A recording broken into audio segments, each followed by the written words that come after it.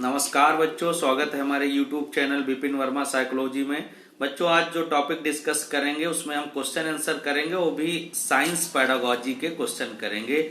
Science जो junior स्तर पर बच्चे जाते हैं उनको 30 सवाल मिलते हैं साइंस के, जिसमें फिजिक्स, केमिस्ट्री और बायोलॉजी होती है, वो 20 सवाल होते हैं और 10 क्वेश्चन उसी साइंस की पेडागोजी होती है, यानी शिक्षण शास्त्र होता है। तो हम क्वेश्चन यहाँ डिस्कस करेंगे, पूरे क्वेश्चन को पढ़ेंगे, उसके सही आंसर को डिस्कस करेंगे और 3 गलत ऑप्शन पर भी कुछ विचार विमर्श होगा।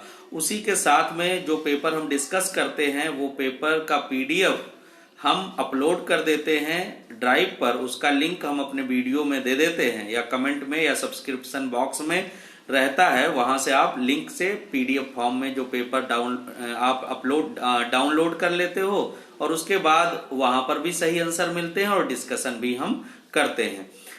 आप लोगों को पता होगा, जब हमारा वीडियो या चैनल आप ओपन करते हो तो चैनल के सबसे ऊपर टैब में अपने मोबाइल में या लैपटॉप में देखेंगे तो चैनल के ऊपर होम लिखा होता है, फिर वीडियोज लिखे होते हैं, फिर प्लेलिस्ट लिखी होती है और फिर कम्युनिटी लिखा होता है, फिर चैनल लिखा होता है, फिर अबाउट लिखा होता है। तो जो कम्युनिटी वाला टैब है उस पर क्लिक करेंगे तो उस पर बहुत सारे टेक्स्ट नोट्स मैंने लिखे हुए हैं, वो आप पढ़ सकते हैं।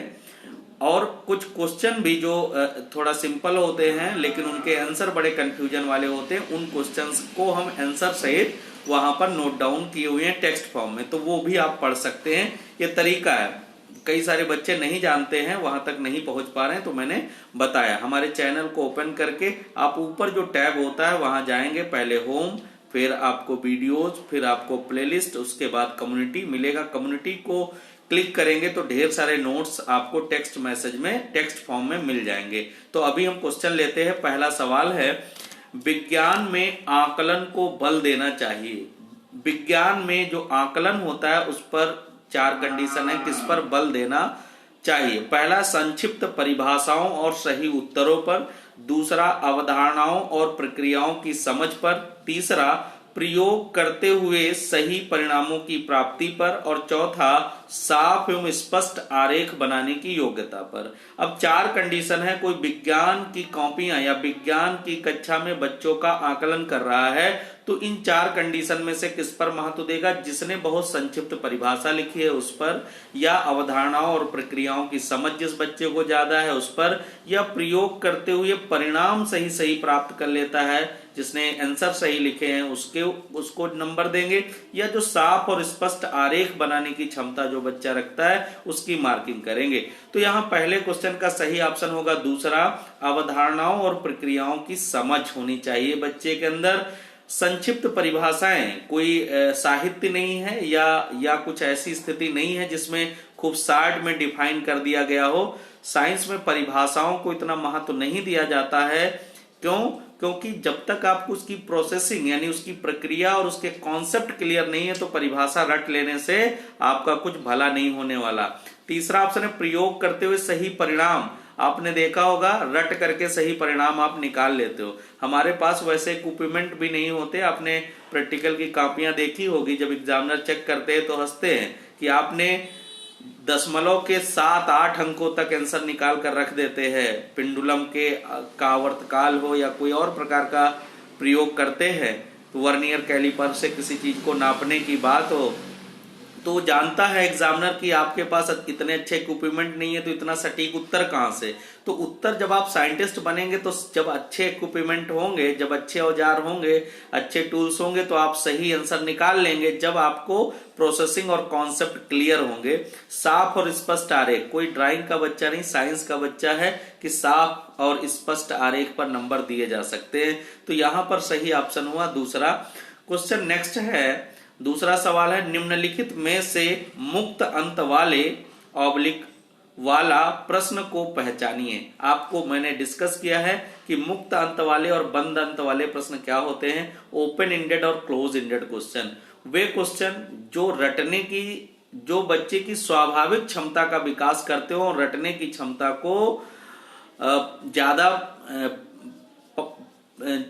रटने की जो क्षमता है उसको बहुत ज्यादा इनहेंस ना कर रहे हो, यानी जो बच्चे की सृजनात्मकता, थिंकिंग, क्रिएटिविटी, इनोवेशन और विभिन्न प्रकार के अनुभवों को महत्व देता हो प्रश्न सॉल्व करने में, समस्या के सलूशन निकालने में, वैसे प्रश्न क्या कहलाते हैं? खुले अंत वाले प्रश्न कहलाते हैं। जो किताबी ज्ञान से दूर के बारे में, किताबी ज्ञान से बाहर की दुनिया के बारे में सोचने पर बच्चे को प्रेरित करते हो, ऐसे प्रश्न खुले अंत वाले प्रश्न कहलाते हैं। तो यहाँ आपसे पूछा गया है ओपन एंडेड या खुले अंत वाले प्रश्न को पहचानिए। यहाँ पॉइंट नंबर ए है, अगर हमारे शरीर में मांसपेशियां ना हो तो हम किन समस्याओं का सामना करना होगा? अगर हमारे शरीर में मांसपेशियां ना हो तो हमारे शरीर में फ्लेक्सिबिलिटी नहीं होगी।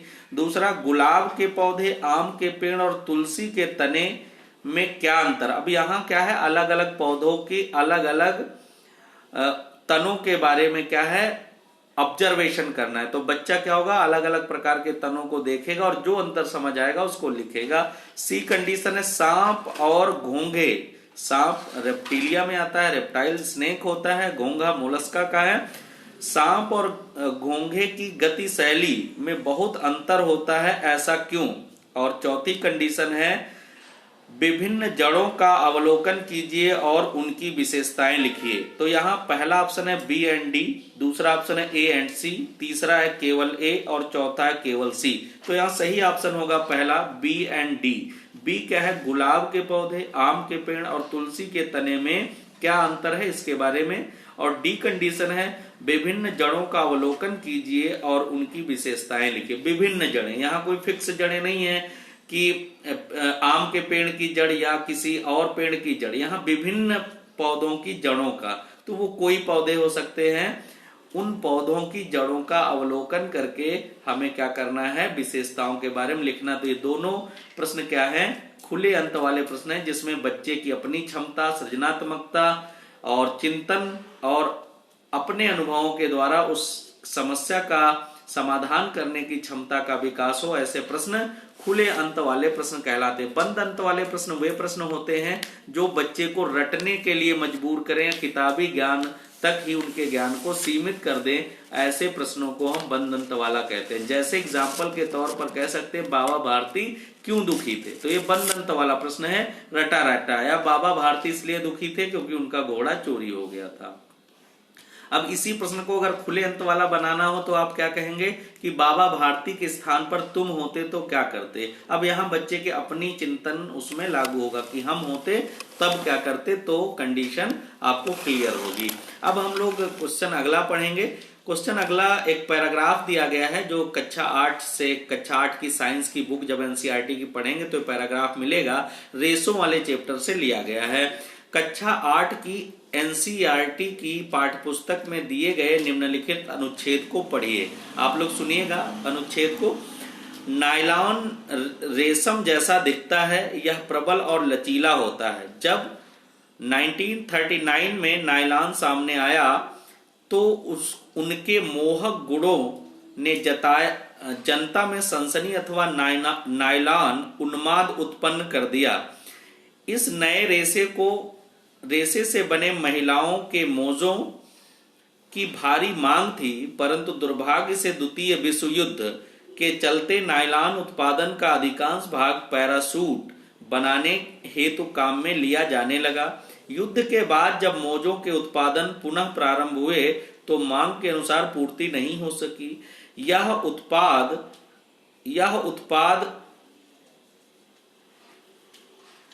के लिए एक भारी काला बाजार था।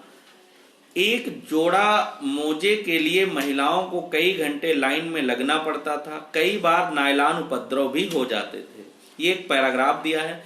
विज्ञान की पाठ्यपुस्तक में उपर्युक्त को शामिल करने की सार्थकता क्या है? ये जो विज्ञान के चैप्टर में पैराग्राफ लिया गया है, पूछ रहे हैं इसको विज्ञान की पाठ्यपुस्तक में शामिल करने का क्या मतलब है। हमने आपको पढ़ाया है चैप्टर नंबर 3 में, टाइटल नंबर 3.3 में, जहां पेडागॉजी ऑफ साइंस यानी विज्ञान का शिक्षण शास्त्र है, पेज नंबर 54 पर चौथा पॉइंट पढ़ेंगे। 54 नंबर एनसीएफ में चैप्टर नंबर 3 के पेज नंबर 54 पर पॉइंट नंबर 4 पढ़ेंगे, हिस्टोरिकल वैलिडिटी यानी ऐतिहासिक वैधता क्या होती है, तो उससे ये क्लियर होगा। पॉइंट ए है विज्ञान के ऐतिहासिक परिप्रेक्ष्य का विकास एवं विचारों का विकास करना। दूसरा है इस तरह बी पॉइंट है इसी का, यह समझ विकसित करना कि नए आविष्कार किस तरह नई मांग को उत्पन्न करते हैं। सी पॉइंट है समग्र विज्ञान की समग्र समझ का विकास करना। और डी पॉइंट है ऐसे घटना वृत्तांतों को शामिल करने से विज्ञान की पाठ्यपुस्तक आसान और सरल बनते हैं। अब ऑप्शन दिए हैं, ऑप्शन पहला है केवल एक और सी, ऑप्शन दूसरा है ए बी और सी, ऑप्शन तीसरा है केवल बी और सी, और ऑप्शन चौथा है केवल ए एंड डी। अब यहाँ जो कंडीशन है हिस्टोरिकल वैलिडिटी वाला पैराग्राफ पढ़ेंगे 54 नंबर पेज पर एनसीएफ में हिंदी वाले एडिशन में। तो पॉइंट नंबर 4 जो मेंशन करता है, लिखता है कि ऐतिहासिक वैधता में आवश्यकता है कि विज्ञान की पाठचर्या एक ऐतिहासिक दृष्टिकोण के साथ जानकारी दे ताकि विद्यार्थी यह समझ सकें कि समय के साथ साथ विज्ञान की अवधारणाएं कैसे विकसित हुई। इससे विद्यार्थी की यह समझने में भी मदद मिलेगी कि विज्ञान एक सामाजिक उद्यम है और सामाजिक घटक किस प्रकार विज्ञान के विकास को प्रभावित करते हैं। तो ये 54 नंबर पेज पर देखेंगे, 4 नंबर पॉइंट मैंने पढ़ा है तो आपको क्लियर होगा। यहाँ सही ऑप्शन होगा ABC ऑप्शन, यानी दूसरा ऑप्शन राइट होगा। ए कंडीशन है विज्ञान की ऐतिहासिक परिप्रेक्ष्य का विकास, विचारों का विकास करना है। दूसरा है बी पॉइंट जो है यह समझ विकसित करने के लिए नए आविष्कार किस तरह नई मांग उत्पन्न करते हैं। और चौथा विज्ञान की समग्र समझ का विकास करना, यानी क्वेश्चन नंबर जो था ये तीसरा, उसमें दूसरा ऑप्शन राइट ऑप्शन होगा। नेक्स्ट सवाल हम लेंगे और अगला सवाल है कभी कभी शिक्षार्थियों को विज्ञान संबंधी अवधारणाओं से जुड़ी वैकल्पिक अवधारणाएं होती हैं। विज्ञान शिक्षक को क्या करना चाहिए। बहुत सारे बच्चों के पास जो साइंस के कॉन्सेप्ट हैं उनसे एक इतर कॉन्सेप्ट होता है। जैसे एक बच्चा एक टीचर के पास आता है और कहता है सर प्लांट की सर्वाइवशिप के लिए रॉ मटेरियल होना जरूरी है, इसलिए किसी प्लांट को सर्वाइव करने के लिए सॉइल का होना कंपलसरी है। टीचर समझ जाता है कि इस बच्चे के पास साइंस को लेकर के वैकल्पिक अवधारणाएं हैं, कई सारे उसके कॉन्सेप्ट जो हैं वो अलग अलग प्रकार के हैं, साइंस से इतर हैं। तो वो टीचर बच्चे से कहता है कि तुम मनी प्लांट में 2-3 दिन पानी बदलो और उसका अवलोकन करो। यहाँ हाइड्रोपोनिक्स के कॉन्सेप्ट को समझा देता है बिना कुछ किए हुए, क्योंकि मनी प्लांट में भी रॉ मटेरियल मिलता है लेकिन सॉइल नहीं है, केवल वाटर से रॉ मटेरियल लेता रहता है वो प्लांट और अपनी सर्वाइवशिप करता रहता है। तो यहाँ क्वेश्चन है कभी कभी विद्यार्थियों को विज्ञान संबंधी अवधारणाओं से जुड़ी वैकल्पिक अवधारणाएं होती हैं, विज्ञान शिक्षक को क्या करना चाहिए। पहला ऑप्शन है यहाँ पर विद्यार्थियों को बताए कि उनके विचार गलत हैं और उन्हें सही विचार पढ़ाएं, कतई सही ऑप्शन नहीं है। दूसरा ऑप्शन है अवैज्ञानिक विचारों के लिए विद्यार्थी को डांटे, वर्बल और नॉन वर्बल या शाब्दिक या गैर शाब्दिक यातनाएं बच्चों को नहीं दी जानी चाहिए। डर वाले माहौल में बच्चे नहीं सीखते, तो दूसरा भी ऑप्शन नहीं सही है। तीसरा उनके विचारों की उपेक्षा करें, विचारों की बच्चों की उपेक्षा न करें। चाइल्ड सेंटर्ड अप्रोच में बच्चों के अनुभवों और अभिव्यक्तियों को सक्रिय सहभागिता देना है। एनसीएफ चैप्टर नंबर 2 और पेज नंबर 15। तो यहाँ 3 ऑप्शन जब गलत हो जाते हैं तो एक ऑप्शन तो कोई ना कोई सही होगा। तो चौथा ऑप्शन है विभिन्न गतिविधियों के माध्यम से अपने विचारों पर पुनः विचार करने में विद्यार्थियों की मदद करें। जैसे हमने शुरू में एग्जाम्पल बताया था, तो चौथा ऑप्शन उन बच्चों को विभिन्न प्रकार के माध्यमों के द्वारा विचार करने के लिए और अपने विचारों पर पुनः विचार करने के लिए प्रेरित करना चाहिए, ताकि उनके जो वैकल्पिक अवधारणाएं हैं वो और क्लियर हो जाएं, साइंटिफिक हो जाएं और जो रियल कॉन्सेप्ट हैं उनके साथ उनकी समझ और सोच का विकास हो सके। अगला सवाल है निम्नलिखित कथनों में से कौन सा से एक अच्छी विज्ञान कक्षा की ओर संकेत करते हैं।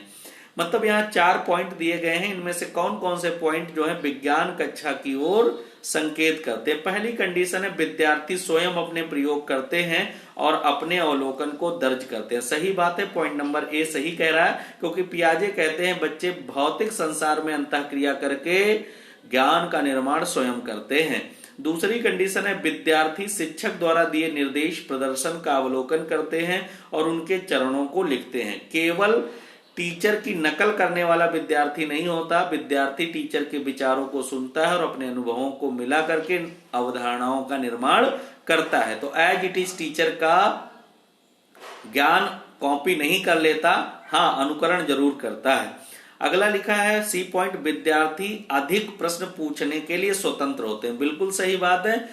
53 नंबर पेज पर जाएंगे तो वहां आपको एक टेबल है कि विद्यार्थी कौन सा विज्ञान जानते हैं। आपको पता भी है कि वो कक्षा ज्यादा इफेक्टिव होती है जहां बच्चे खूब सारे सवाल पूछते हैं, गलतियां करते हैं, अपने अनुभव बताते हैं, टीचर से वार्तालाप करते हैं। तो सवाल पूछने, सी पॉइंट सही है, ए सही हुआ, सी सही हुआ। डी देखते हैं, शिक्षक शिक्षण के लिए पाठ्य पुस्तक के साथ साथ विविध संसाधनों का उपयोग करता है। बिल्कुल सही बात है। केवल पाठ्य पुस्तक हमारा ज्ञान का केंद्र नहीं होती। पाठ्य पुस्तकें क्या है, एक स्रोत की तरह हो सकती हैं, लेकिन उन स्रोतों के साथ साथ नए अनुभवों को जोड़ा जाए तो और ज्यादा अच्छा होगा। यानी ऑप्शन यहाँ पहला है ए और सी, ऑप्शन दूसरा है ए सी और डी, ऑप्शन तीसरा केवल बी, ऑप्शन चौथा बी और डी। तो सही ऑप्शन है 2 ए सी डी। ए सी डी ऑप्शन। ए कह रहा है कि स्वयं प्रयोग करने के लिए बढ़ावा, सी ऑप्शन कह रहा है प्रश्न पूछने और पाठ्य पुस्तकों के साथ विविध संसाधन और प्रकार के टूल्स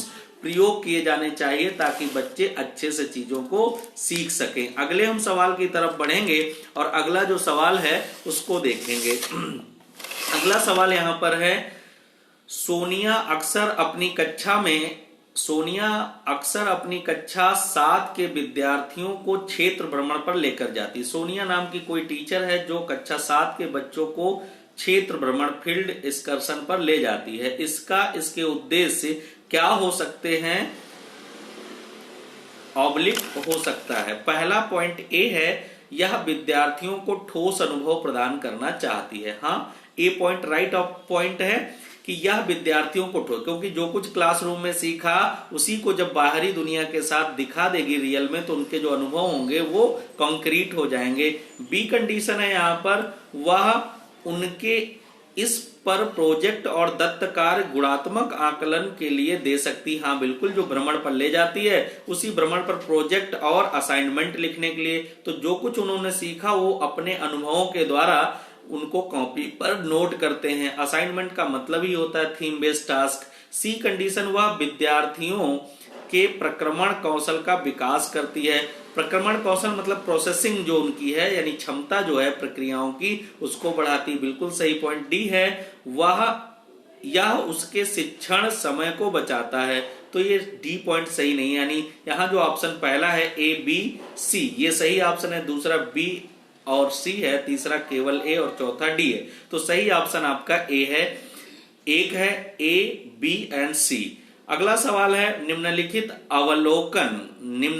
आकलन युक्तियों में यानी असेसमेंट प्रोसीजर्स में से कौन सी युक्ति विज्ञान कक्षा में विद्यार्थियों की प्रायोगिक कौशलों को आकलित करने के लिए सबसे अधिक उचित है? यहाँ कुछ टूल दिए गए हैं और उन टूल में से आपको पूछा गया है कि कौन सा टूल सबसे अच्छा विज्ञान का असेसमेंट यानी आकलन करेगा। तो पहला है प्रयोग अभिलेख यानी प्रैक्टिकल रिकॉर्ड बहुत अच्छा करेंगे। प्रैक्टिकल रिकॉर्ड रट्टा मारकर लिखे जा सकते हैं, बहुत अच्छा टूल नहीं है। कागज पेंसिल परीक्षा, कागज पेंसिल परीक्षा क्या होती है?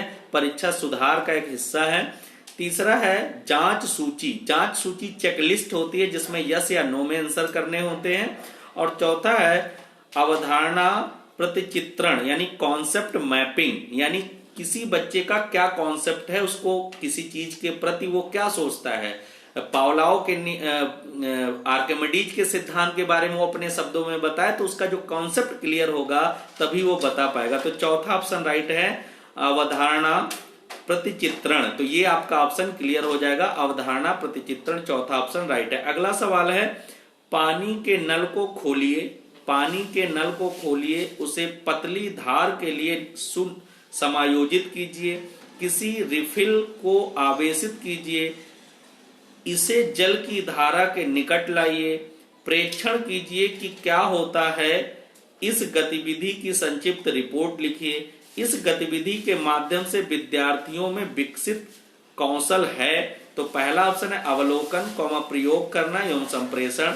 दूसरा केवल प्रयोग करना, तीसरा अवलोकन प्रयोग करना एवं सृजनात्मकता, और चौथा है केवल अवलोकन। यहाँ थर्ड ऑप्शन राइट है, क्योंकि बच्चे क्या है अवलोकन कर रहे हैं, प्रयोग कर रहे हैं और सृजनात्मकता के बारे में, क्योंकि वो टैब को खोलते हैं, उसकी धारा को एकदम पतला करने के लिए टैब को सेट करते हैं और फिर क्या करते हैं, जो कोई एक रिफिल लेकर आते हैं जो आवेशित रिफिल होती है, पॉजिटिव या नेगेटिवली चार्ज होती है, उसके पास ले जाते हैं और फिर उस पर ऑब्जर्वेशन करके रिपोर्ट बनाते हैं। तो ये उनका अवलोकन है, ऑब्जर्वेशन, एक्सपेरिमेंट है और सृजनात्मकता है, क्रिएटिविटी है। अगला इसमें क्वेश्चन है, विज्ञान की प्रकृति के संबंध में उस कथन की पहचान कीजिए जो ठीक ना हो। यहां वो कथन ढूंढना है जो सही ना हो विज्ञान की प्रकृति में, यानी गलत ऑप्शन आपसे पूछा गया है।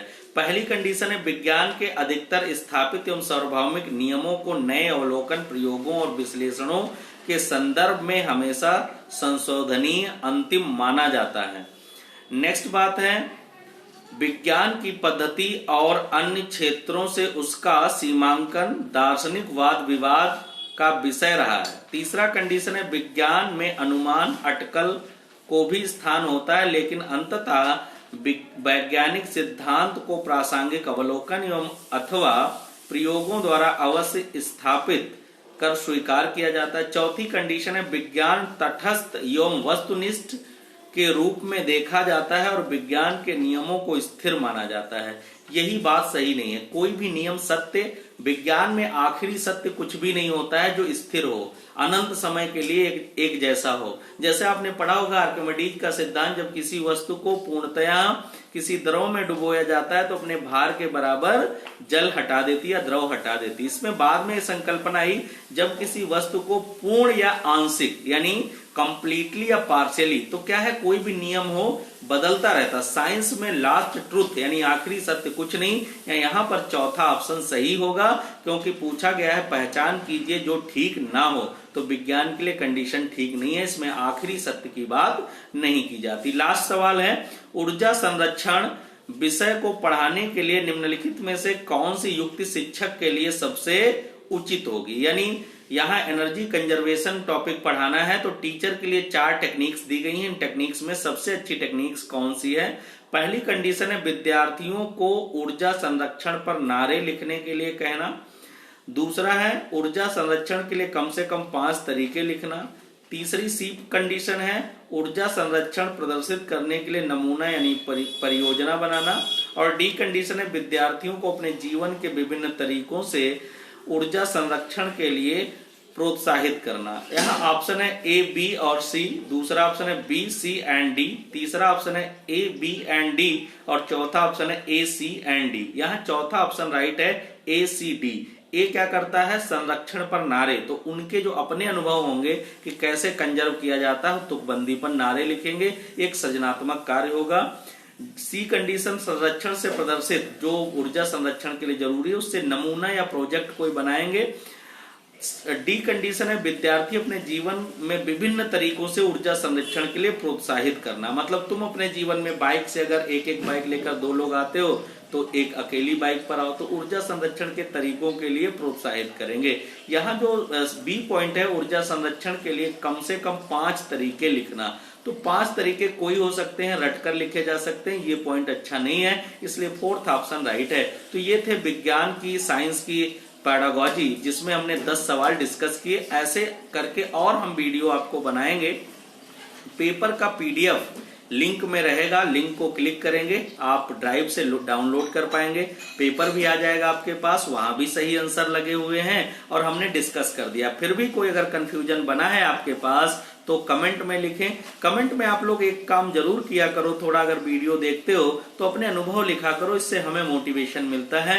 वीडियो को फॉरवर्ड करो, सब्सक्राइब कर लो चैनल को, बेल आइकन को प्रेस कर लो ताकि प्रॉपर नोटिफिकेशन मिलता जाए, क्योंकि हम दिन में कई वीडियो अपलोड करते हैं। हो सकता है आप वंचित रह जाते हो, लिंक हम ना भेज पाते हो, तो आप चैनल पर जा करके जब आप बेल आइकन को प्रेस कर लेंगे तो नोटिफिकेशन आपको प्रॉपर मिलता रहेगा। इससे आप अपडेट रहेंगे और चीजों को आसानी से सीख पाएंगे। बहुत बहुत धन्यवाद।